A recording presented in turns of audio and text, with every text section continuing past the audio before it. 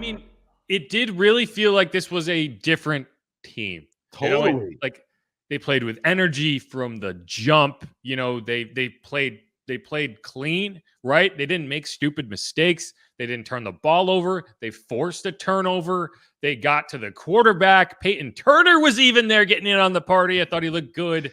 Not one, two. That first one, though, that first sack where he got shot out of a cannon, made one quick move inside, and then just blew up Derek Carr. Like, that's the first round pick, right? That's the guy who you saw out of Houston. You were like, okay, we want that guy, right? And it's just like everything went right. And it's like, this isn't going to be how it is every week, but like you needed to see it happen to like believe. And I think this team is starting to believe that it's good again. There is a scenario where we look back at this week down the road and you're like, that moment where Alvin Kamara stood up in the locker room and said, "You motherfuckers, let's play winning football because I'm tired of losing." Shit, right. And everyone was like, "You know what? I'm tired of losing too. Thank you." And it's like, because it looked like a different team. It really did. And we can talk all we want about how the Raiders aren't that good, and they aren't, fine. But this offense was a top 5 offense in the NFL. Devontae Adams is a top 5 receiver in the NFL. Josh Jacobs was a top 5 running back in the NFL. And they all got completely shut down today by a defense that did not have its best defensive back. Right? Yeah. Like, there are moments throughout a season where you're like, okay, this is different. This is a turning point. This is something that you can build on. And that's what the Saints had today. And I'm just glad it happened. Like I've been getting so exhausted watching this team play because they're better than they are showing. Right? Like, we've seen Pete Werner, he's been excellent. We've seen flashes, fits and starts where this team played above their weight.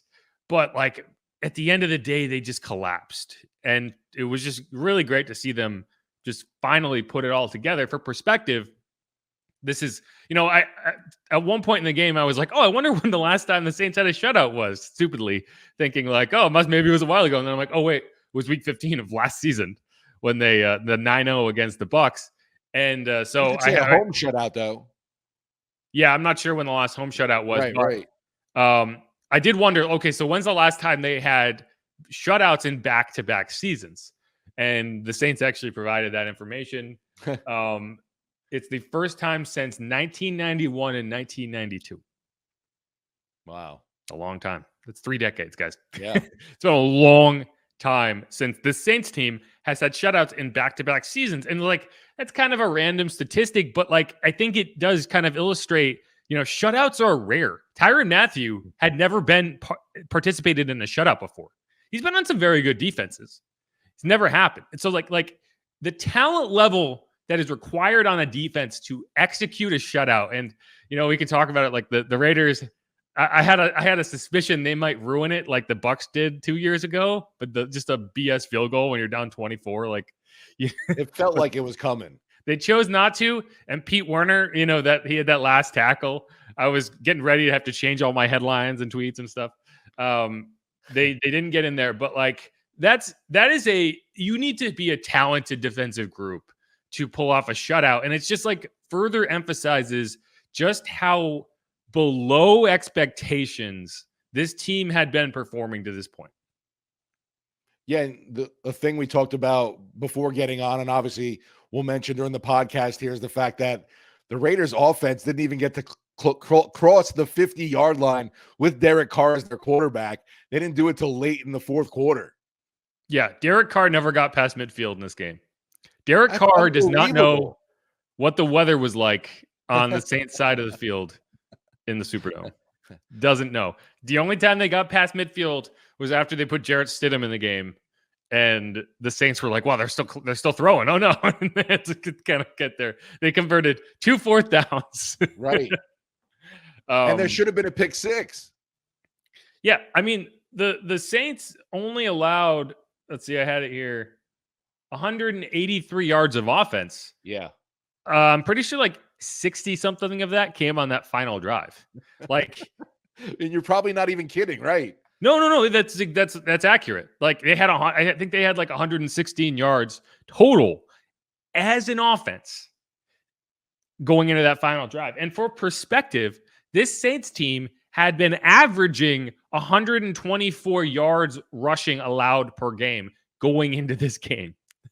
that's how much they had gotten blown up. So, like we can just keep going into the numbers, but like from a pass rush perspective, from a pass coverage perspective, from just tackling perspective, everything went well today that did not go well for the first 7 weeks of the season. Yeah, you mentioned, we can go all the numbers. Josh Jacobs was averaging 147 yards rushing the last 3 games before today, and just unreal how they were able to close the gaps and, bring him to the ground. And there weren't any, he didn't have any really explosive runs today. Feel like the swagger is back, or at least on its way back after a week. Yeah, I think it's on its way back. We had a nice performance right there, but swag ain't shit if it's not consistent. So you could do it one time, but you got to be able to string it together. So I mean, we looking for the same type of preparation this week. I know I am. I'm ready. I'm ready to go. I'm ready for the next. I ain't even trying to really celebrate this one. I mean, I expect to win every week, so it's not. I'm not like hip hip hooray right now. I'm like, okay, cool. We put it together. Let's see if we can do it again. I'm calling for that. You know what I'm saying? Like, so I'm gonna have the same message as I did last week. Just because we had a nice game this week, don't mean that it should fall off or taper down. Like we got to do the same thing next week and the next week and the next week. Put it together. That's really what swag is. Swag is consistency. So one note there, if you heard that like weird noise midway through that quote, it's because Brett Martell from the Associated Press had the mic and he dropped it. Just dropped it. And so like you can hear it. Like it's making noise stuck through the speakers. So midway through Alvin's answer, just boom, boom, boom, boom. And Alvin didn't even break stride. That's how much in the zone he was for that game. He was just like, all right. And he kept going. But yeah, I agree with that. Like, it's like, yes, like this was a great game and you played well in every phase of this game.